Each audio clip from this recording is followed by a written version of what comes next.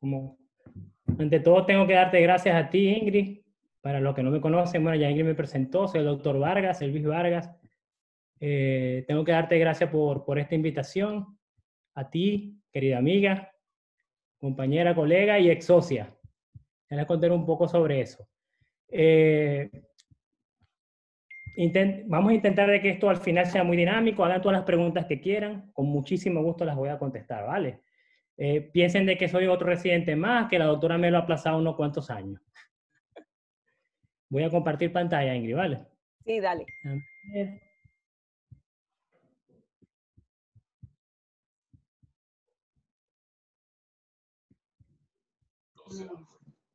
¿Sí?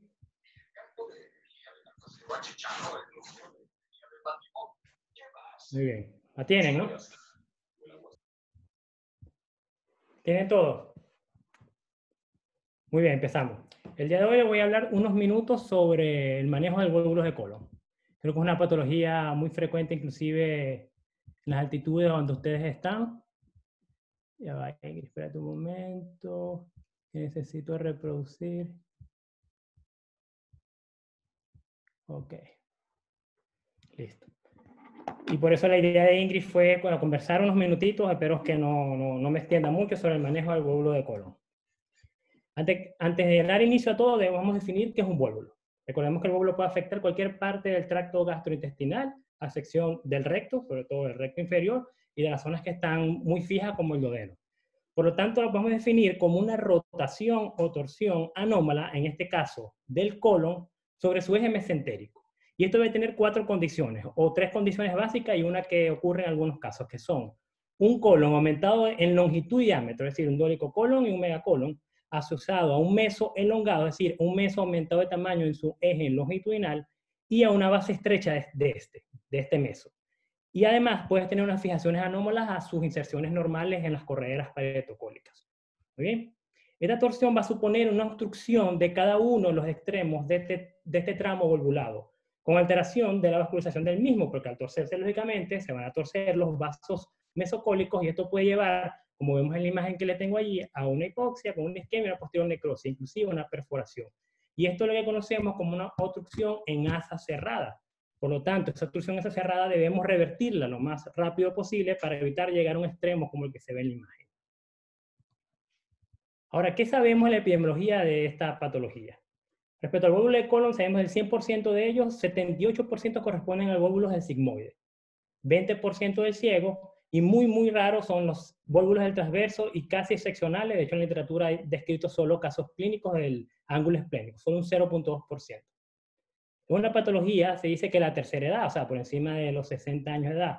Sin embargo, se los puse entre comillas, porque en zonas endémicas del glóbulo podemos tener esta patología en personas mucho más jóvenes. De hecho, por debajo de los 40 o de los 30 años.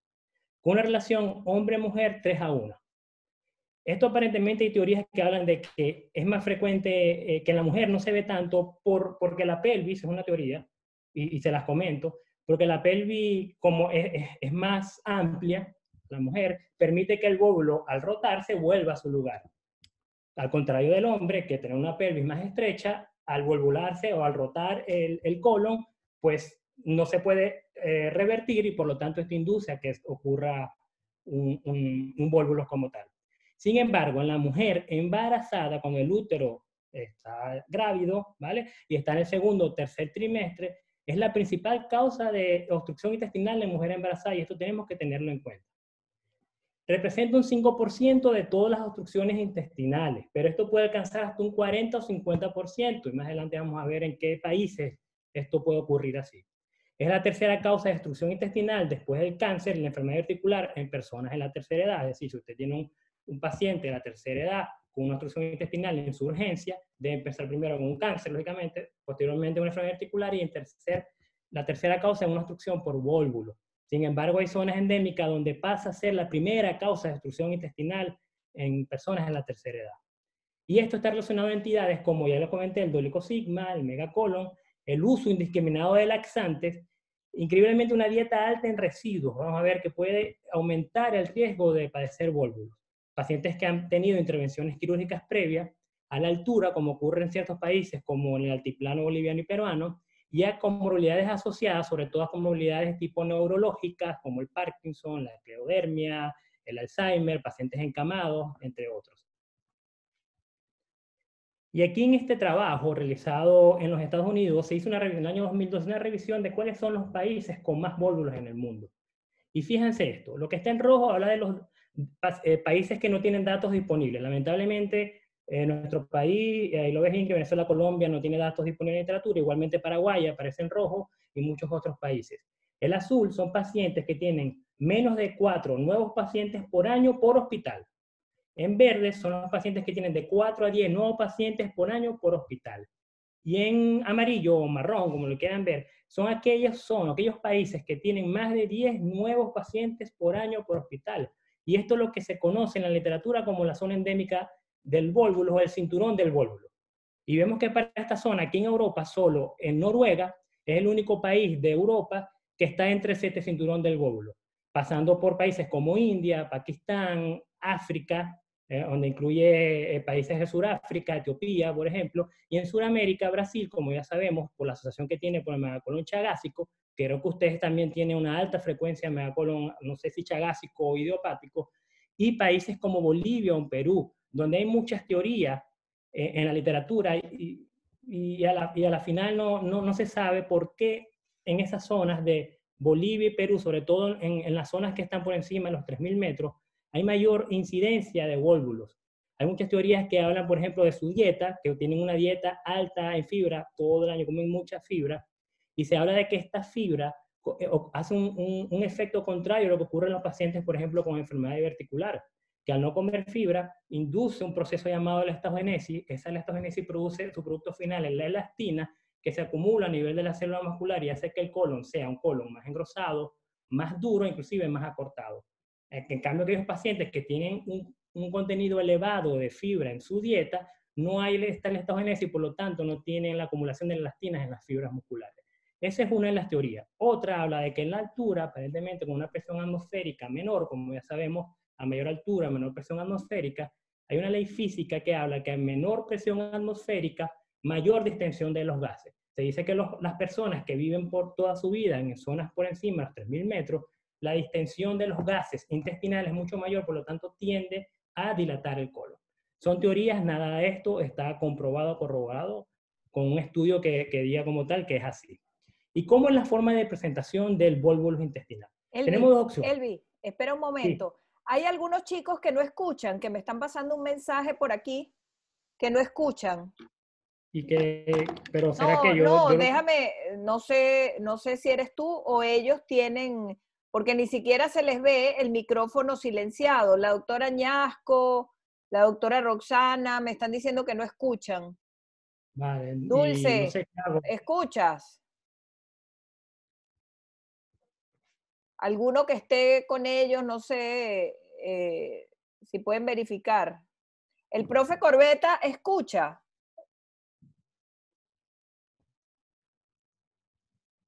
Que lo veo. No sé. Me están preguntando que cómo hago para grabar y no sé.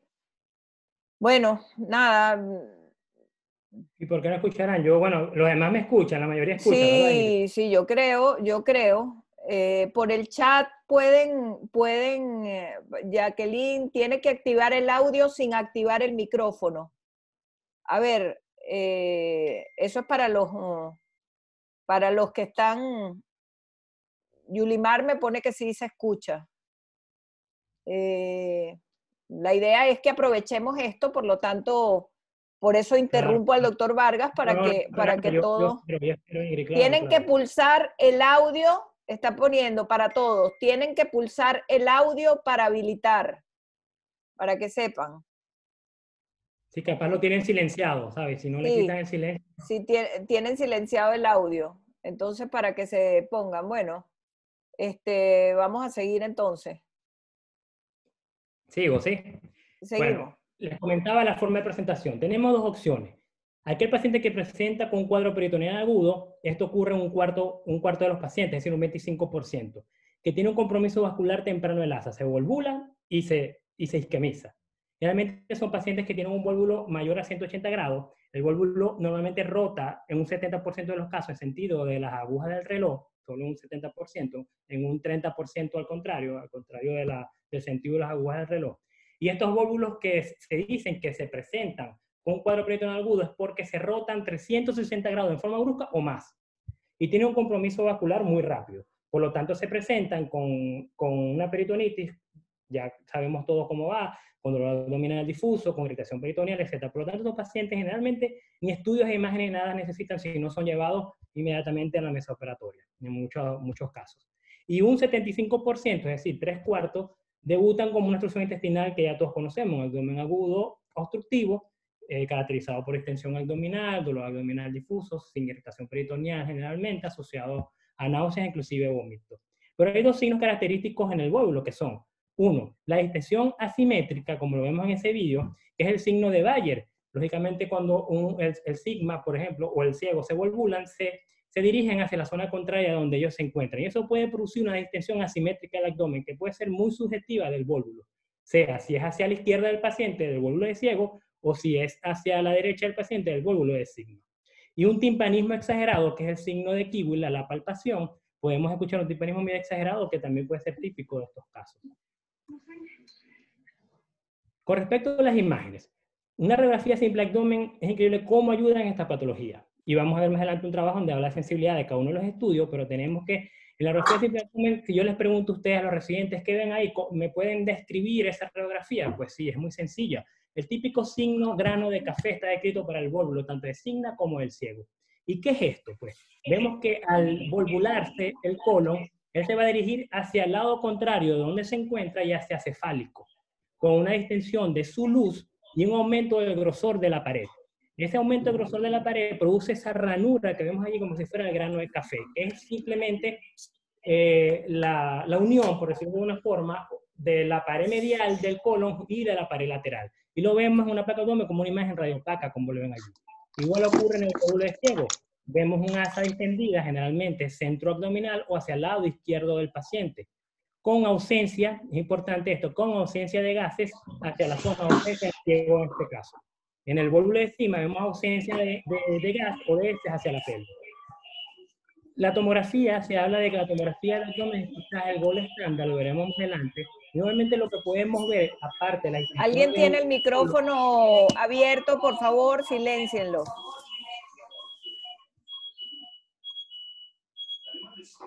Lo que dice Pedro Antonio, dice. Bueno, sigo, Ingrid, ¿no?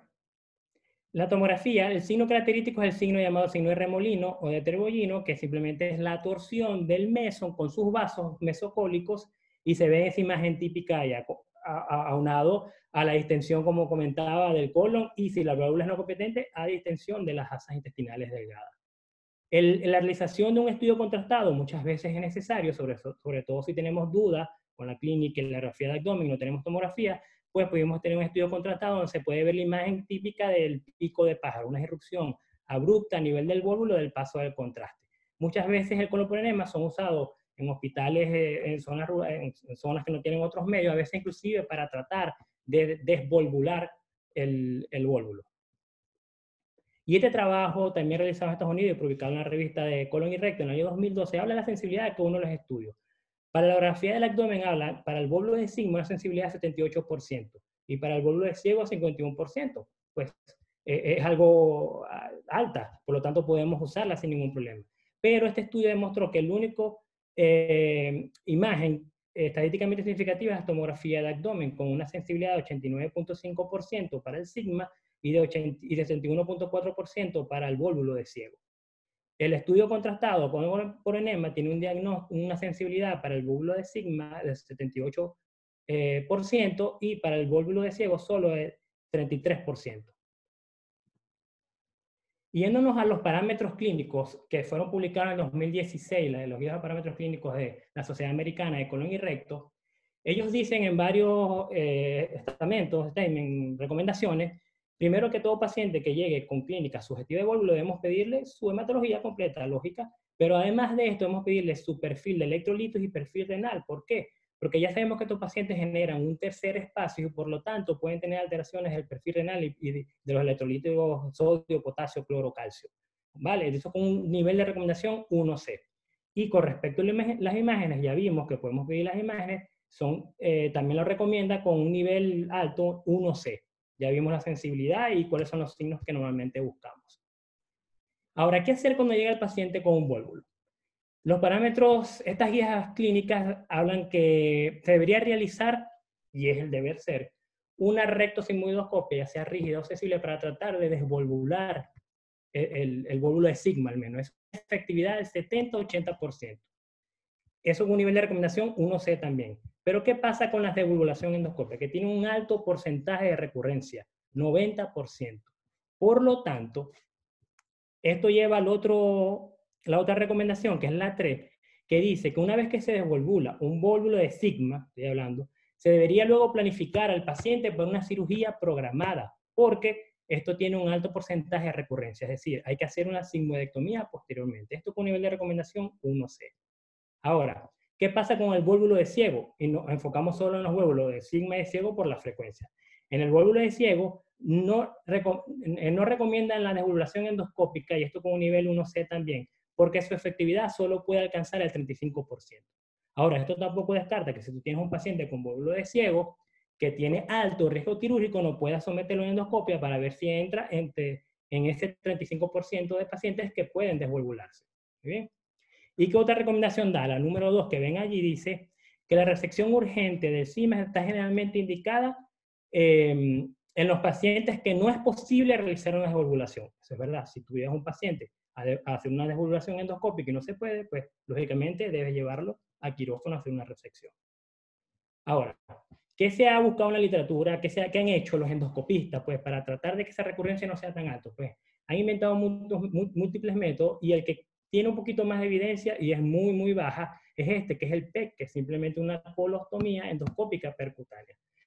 Esta es una revisión sistemática del año 2016, donde se revisaron 5 estudios observacionales y 5 estudios de casos clínicos, que solo incluyeron 56 pacientes. Imagínate. Ellos demostraron que la desvolvulación endoscópica con la colocación de una colostomía percutánea tiene un riesgo de morbilidad de 21%. Las principales morbilidades asociadas a una migración de la sonda que deben dejar, o infección del sitio donde entran para colocar el catéter, que debe ser un catéter grueso mayor de 20 French, o peritonitis producto de perforación del colon durante el procedimiento o después por salida del catéter, y esto lleva a un 5% de mortalidad, pues un porcentaje nada bajo. Con respecto a la recurrencia de este método, pues se los pongo interrogado porque no se sabe como tal cuál es la recurrencia del método. Muchos estudios hablan de un 10%, pero esto va a depender de la remoción, del tiempo en el cual se hace la remoción del tubo. Por lo tanto, hay autores que dicen que esa remoción del tubo que dejan dentro del colon se debe hacer a 6 semanas, y otros que hablan inclusive a 7 años. Hay pacientes que llevan 7 años con la sonda colocada porque tienen un alto riesgo quirúrgico. Por lo tanto, la recurrencia del método en la literatura no está clara. ¿Y qué otro método se ha hecho en la literatura para tratar de evitar las complicaciones en la mortalidad que tiene la colocación del PEC? Bueno, es asociar la laparoscopia con el método endoscópico de PEC. Y este es un trabajo que, aunque tiene muy pocos pacientes, solo 6 pacientes, es un estudio preliminar donde demostraron en un seguimiento de 10.8 meses que todos los pacientes, estos 6 pacientes, que les colocaron una sonda para desvolver al paciente, no recurrieron en 10.8 meses de seguimiento, y que no hubo ninguna migración del tubo que han dejado, ni tampoco fugas ni peritonitis. Este procedimiento se hace en 3 pasos, lo escriben en este trabajo. Primero, la descompresión en quirófano endoscópica, posteriormente la desvolvulación vía laparoscópica, y el tercer paso sería la colocación del PEC videoasistido para evitar perforación inadvertida del colon. Seguimos con los parámetros clínicos de la Sociedad Americana de Colon y Recto. Esto dice que en pacientes con vólvulos de ciego la resección debe hacerse en pacientes que no tienen el colon viable o que tienen una perforación, con un nivel de evidencia 1C. Si llega un vólvulo de ciego, debes operarlo, ¿vale? Inclusive lo recomiendan para aquellos que ni siquiera sospechan que están ni perforados ni viables. Ahora, ¿es todo resección? Pongo allí como una pregunta. Pues, esta recomendación dice que para el vólvulo de ciego con el asa viable se pueden realizar algunos procedimientos que no son resectivos, como cuáles, igual en el sigma, es la recomendación número 4, como la colopexia, es decir, la fijación del colon a sondas de pareto cólico, al pareto cólico con puntos.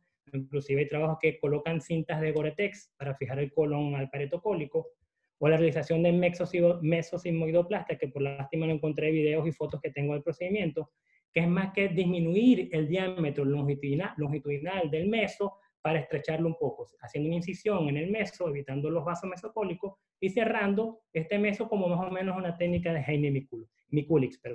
Pero esto tiene un grado de recomendación muy bajo, es decir, 12. Y ya vamos a ver por qué. Con respecto a la laparoscopia, ¿qué podemos usar la laparoscopia en esta patología? Pues en este trabajo también americano del grupo de Alessio Pigazzi de la Universidad de Irvine, California, que tiene mucha habilidad en cirugía minimamente invasiva, solamente hice una revisión de 19.220 casos de bóbulo de sigma en todos Estados Unidos y de 23.392 casos de bóbulo de ciego en todos los Estados Unidos. Y ellos demostraron que en hospitales universitarios, o sea, donde hay academia, solo el 7.2% de los pacientes son sometidos a una cirugía laparoscópica en esta patología. Y ese 7.2%, 18.8% de los bóbulos de sigma son convertidos. Imagínate, muy, muy bajo. Y con respecto al bóbulo de ciego, solo el 7% de los pacientes son sometidos a cirugía laparoscópica. Y con una tasa de conversión del 33%, es decir, un tercio de los pacientes se convierten. ¿Y esto por qué? Pues porque la gran distensión del asa en forma aguda produce un aumento, una disminución, perdón, del campo quirúrgico y se hace muy difícil la manipulación. Además de que esa distensión excesiva, la manipulación con pinzas a veces es muy delicada y puede llevar inclusive a una perforación intraoperatoria. Acá les traigo un video de un caso de un bóbulo de sigma, de un paciente de 78 años de edad que se presenta a urgencia con una gran distensión abdominal, náuseas y vómitos. Si se ponen a ver el abdomen, hay una leve asimetría de esa distensión, una placa abdomen, como lo ven allí, con el típico signo de grano de café, y es llevado a mesa quirúrgica. ¿Qué es lo importante acá? Bueno, se hace una laparotomía, pero en el hallazgo quirúrgico encontramos no solo un bóbulo de sigma, que era viable, habían zonas muy escasas como isquémicas, pero viable, muy bien, pero con un megacolon asociado. Y un megacolon no solamente regional, sino un megacolon completo que incluía el recto. Ese es el recto como lo ven allí. Entonces, ¿qué se decidió hacer en este paciente? En este paciente se decidió desvolvularlo y hacer una colectomía total, con una ileostomía. ¿Por qué con una ileostomía? Pues un paciente que tenía morbilidad asociada, que tenía un paro respiratorio asociado a una neumonía, tenía hemoglobina en 8, entró con hemoglobina en 8, etcétera, hubo pérdida sanguínea, pero se hizo una resección completa del colon, como ven las imágenes, era un colon que medía aproximadamente 3 metros. Y este otro vídeo que les traigo acá es un caso de un vólvulo ahora del colon derecho.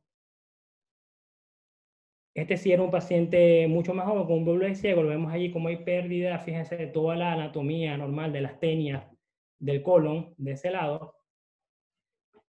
En este caso decidimos hacer un procedimiento no resectivo.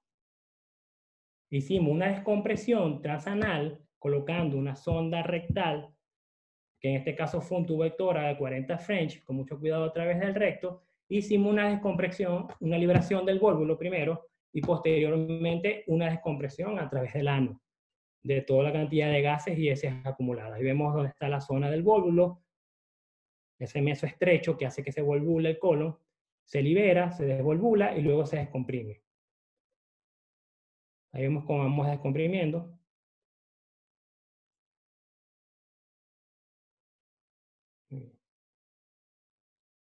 La cantidad de heces, recuerdo ese caso, sacamos como 8 litros aproximadamente de contenido fecal. Y luego a este paciente le hicimos, como le dije, un procedimiento no resectivo, sino una fijación, y lo vemos acá en este otro video, una colopexia. ¿Cómo hicimos? Pues reorganizamos, una vez que ya el colon estaba con un grosor adecuado, hicimos una fijación al pareto cólico, el peritoneo, por partes. Primero el ciego, colon ascendente, algo hepático, el colon transverso, si es un colon asociado en guirnaldas, es decir, esos colon muy elongados que llegan inclusive a la pelvis, lo recomendable en estos casos hacer una colopexia, es decir, fijar el colon con el colon para que quede a un nivel mucho más elevado y no caiga tanto hacia la pelvis. Se fija además el ángulo esplénico y el colon descendente. Y vemos cómo está ya fijado todo el colon del lado derecho. Si se fija una colocolopexia, para fijar un poco el colon. Esto es un procedimiento que de verdad se hace muy, muy rápido. Y vamos a ver cuál es la ventaja más adelante y cuál es la desventaja de hacer estos procedimientos. Y aquí vamos fijando ángulo esplénico y el colon del lado izquierdo.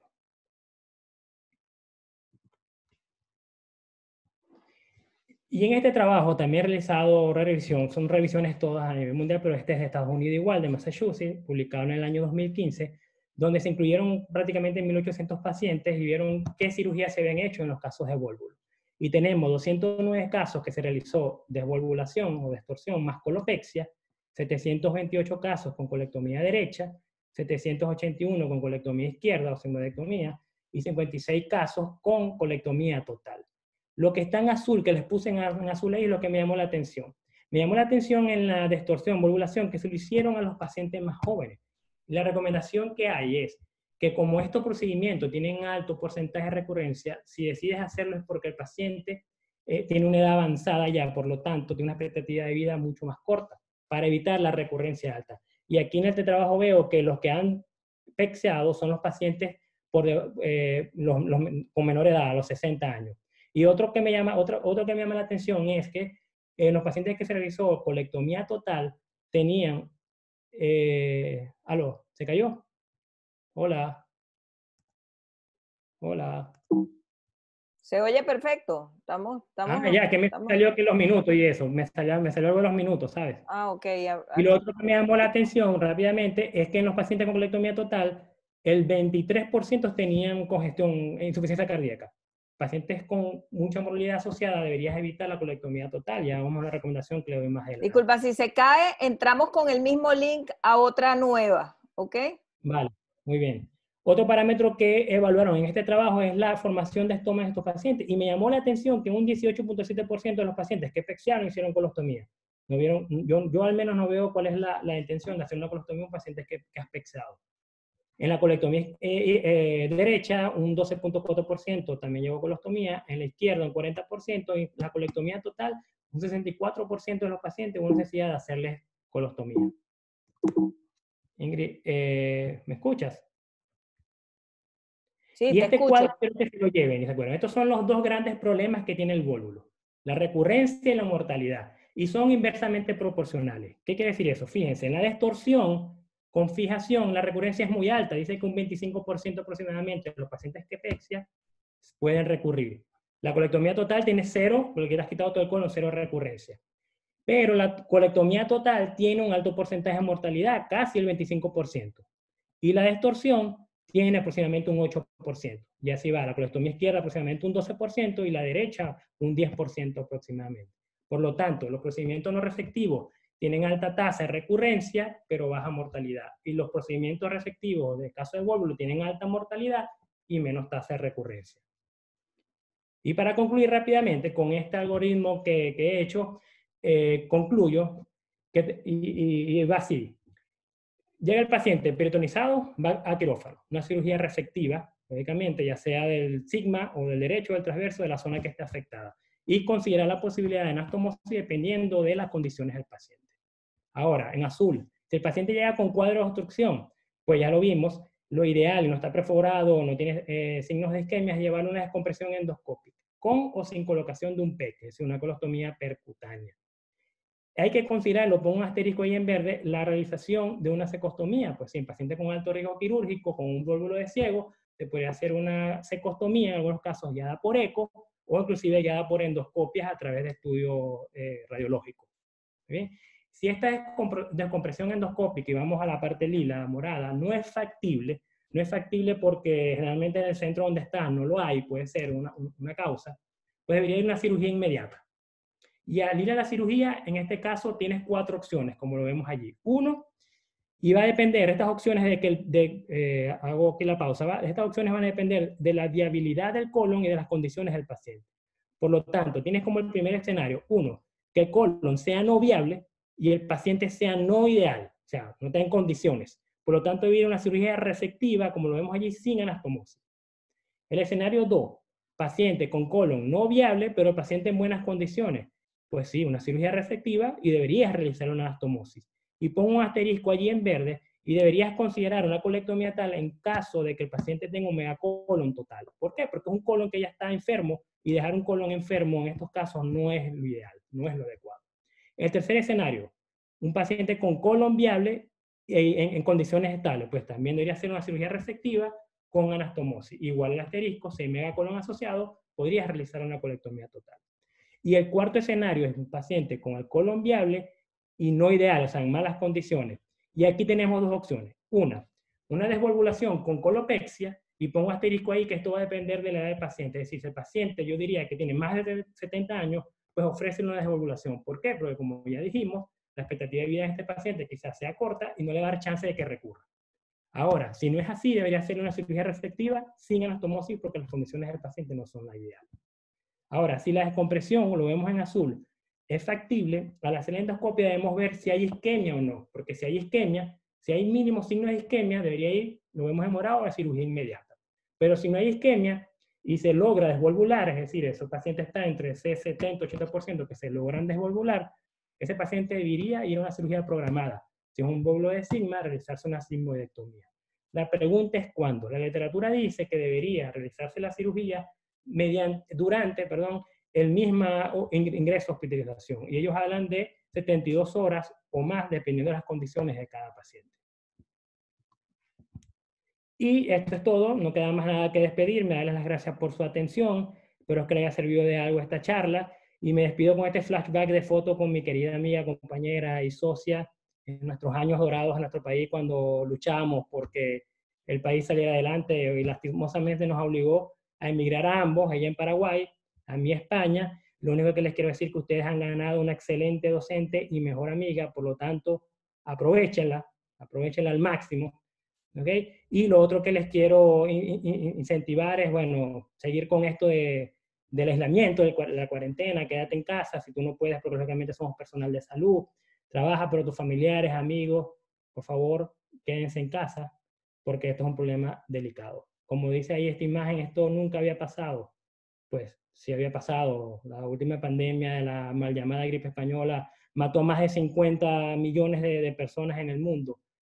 Pero esta vez aquí este eslogan que dice esto nunca había pasado se refiere no a una pandemia, sino que este aislamiento ha llevado a que por lo menos el ambiente sea un ambiente mucho más puro. Solo aquí en España se ha demostrado que el principal contaminante, que es el dióxido de nitrógeno, esto me llama mucho la atención, ha disminuido en un 80% en las principales ciudades de España como Madrid y Barcelona. Bueno, y les incentivo a seguir con la lucha contra este COVID-19 y espero que las próximas charlas sean sobre ese tema. Muchas gracias.